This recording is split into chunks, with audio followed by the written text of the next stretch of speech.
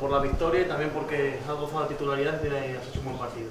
Sí, la verdad contento por la victoria del equipo, hemos empezado con buen pie y se nota que este equipo hace las cosas bien, de momento hemos empezado con buen pie. La afición enganchada, ¿no? Y al final sobre todo ha servido de aliento, ¿no? Para aguantar el sufrimiento final.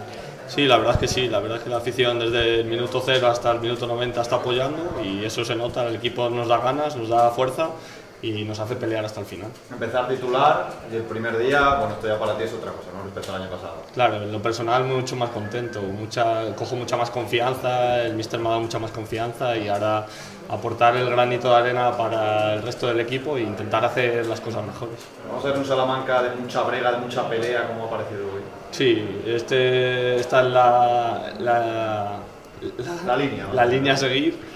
Y la verdad es que sí, va a ser un Salamanca así, con mucha pelea hasta el último momento, bien defensivamente, bastante bien la verdad, y ofensivamente pues intentar hacer lo que se puede. ¿Con qué sensación habéis entrado al final del vestuario?